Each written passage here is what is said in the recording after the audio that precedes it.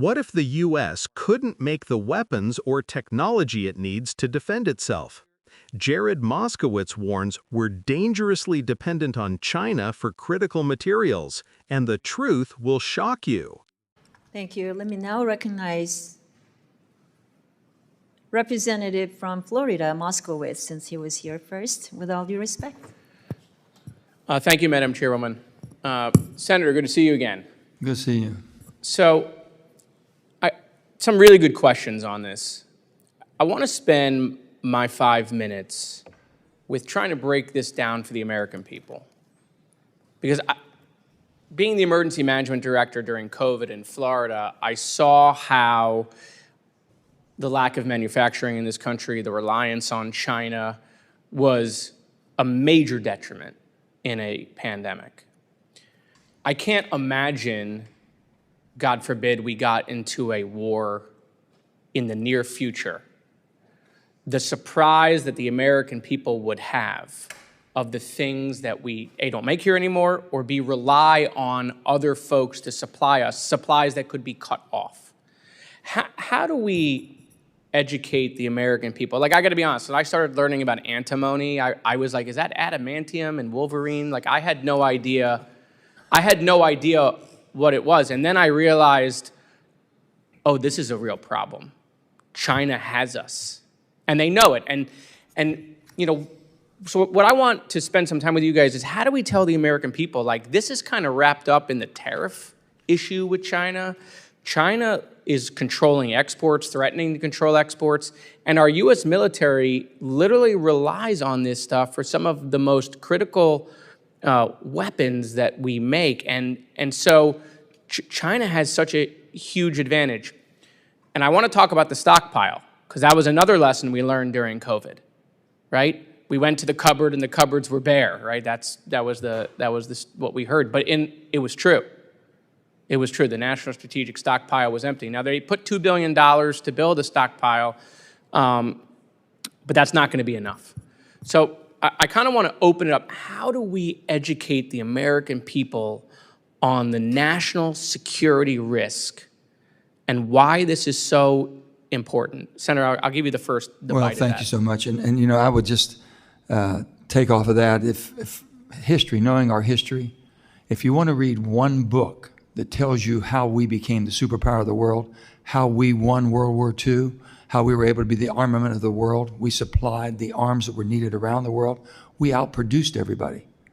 Read Freedom's Forge. If you want to read one book that tells you exactly who we became and how we became who we are today, that would put everything in perspective what we need to do now, because we're way behind the curve. And you went in eloquently and went into that. If we don't get back to producing, you know, well, you can go back to NAFTA and blame NAFTA. You can blame the USMC. You can blame anything you want. You can blame 1990s, allowing China in the WTO. Everything that we allowed to happen, thinking that we could open up after the wall fell, you know. No, and that's exactly right. Like, we could go back and we've been lulled to sleep. That's all. We could figure out how we got here. Yeah. But how do we? The American people have a lot going on. There's a lot of incoming, got to produce, a lot of distractions. Yeah.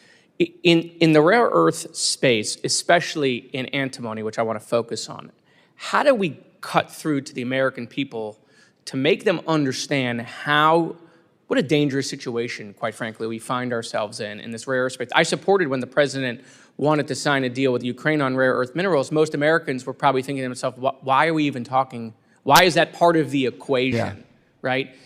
And so we're going to have to. We're never going to manufacture this stuff here, you know, with all the environmental rules, or even if we try, it's going to be such a small amount. We're going to have to depend on allies to do that. And even if we can find the rare earth, we don't have the experience to manufacture it. I mean, the Chinese, it's literally a closely guarded secret. They got specific people with the specific techniques that's been passed down through generations of people, and they are not letting those people leave to go other places to show you how you refine this stuff. How do we explain this to the American people? Yeah, I think I guess it's really a political question, because I think you're asking, Congressman, is how do you get the American people to buy in so that they are able to, because it's going to cost more eventually, to do things in a way that That's as you right. discussed, does not offend human rights. But and that's environment. exactly right. I mean, like, look, the White House, I've seen them working on this. But they got to work on the communications piece of this, to look the American people in the face and say, you want to know why the cost of military weapons are going up? Here is why we have to spend more money. You want to know why we're doing these tariffs with China? Here is why. Mr. Fernandez, I want to give you a chance before I run out of time.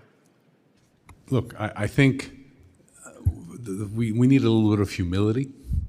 It took us a long time to dig this hole, and we are in a hole. I think you take some examples. 2 years ago, the PRC imposed restrictions on germanium. I'd never heard of germanium, but turns out germanium is needed for semiconductors. At that point, we had a problem. We literally spoke to 100 countries and said, do you have any extra germanium you can sell to the world? We actually found some to the MSP. 25% of the world's supply we were able to add. It was just hanging around a country that we'd never heard of. And so I think you've got to go example by example and do the same thing we did during COVID, which is, we have a problem that we didn't have active ingredients in that supply chain, as you know. But you've got to take a couple of examples and say, we've got a problem. And it took us a while to get here. It'll take us a while to dig out of this hole. The gentleman's time's up. When Jared Moskowitz talks about our dependence on China, he's not speaking in abstract terms. He's talking about a vulnerability that affects every American every day. During COVID-19, as Florida's emergency management director, he saw the consequences of letting our supply chains slip out of domestic control. Hospitals ran out of basic medical supplies. Ventilators, masks, even essential drugs were scarce. And in that moment, the public got a glimpse of what happens when you rely on other countries for things you should be able to make yourself. Now he's shifting the conversation from masks to something far more critical, rare earth minerals like antimony or germanium. These aren't just obscure chemical elements, they are essential to the machinery of modern life and national defense. They're in everything from semiconductors that power our phones and computers to the most advanced military weapons. And here's the scary truth. The U.S. barely produces any of them, while China controls almost the entire supply chain. That means, in a crisis, China could cut off access, and we would be scrambling, with potentially devastating consequences. Moskowitz illustrates this with real-world examples. 2 years ago, China imposed restrictions on germanium, a metal essential for semiconductors. The U.S. was caught off guard. To secure supply, the government had to contact dozens of countries, piecing together a fraction of what we needed from sources nobody had even thought about before. This isn't theoretical. This is a crisis waiting to happen if we don't take it seriously. Why are we in this position? Partly, it's decades of outsourcing and global trade policies. Agreements like NAFTA and China's entry into the WTO were seen at the time as opportunities, cheap manufacturing, open markets. But the cost was the slow erosion of America's ability to produce what it truly needed, especially critical materials for defense and technology. We got comfortable, thinking the world would always supply us. But history teaches us that reliance can be dangerous. Rebuilding this capacity is not simple.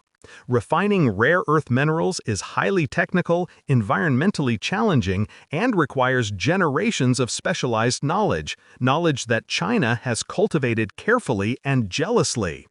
Even if the U.S. invests heavily, it won't be instant. It will take years, and it will cost more. And that's why communication with the public is crucial. People need to understand why tariffs exist, why military projects cost more, and why we must invest in domestic production now before a crisis exposes our vulnerabilities. The lesson here is both strategic and human. Strategic because national security depends on having control over critical materials and technology. Human because the consequences affect lives, from the price of goods and jobs to the ability to respond effectively in a pandemic or defend the nation in a conflict. Moskowitz isn't just pointing fingers. He's saying we need awareness, education, and action. We need Americans to understand the stakes so we can support the long-term investments that will keep this country safe and self-reliant. This is not just a story about trade or politics. It's about survival, preparation, and understanding the hidden dependencies that make or break a nation. Every shipment we rely on, every material we don't make here, is a thread in a fragile chain. Breaking that chain in a crisis could cost lives, jobs, and security. We're in a hole that we dug over decades, but the first step in climbing out is awareness. Voices like Jared Moskowitz's pull back the curtain, showing us exactly where the danger lies and why it matters. And now it's up to us, citizens, policymakers, and leaders alike, to pay attention and act before it's too late. If you want to stay informed about how these hidden global dependencies affect your life and the security of the United States, subscribe to Left Lens, hit the notification bell, and make sure you don't miss these crucial discussions. Understanding this could literally be a matter of survival.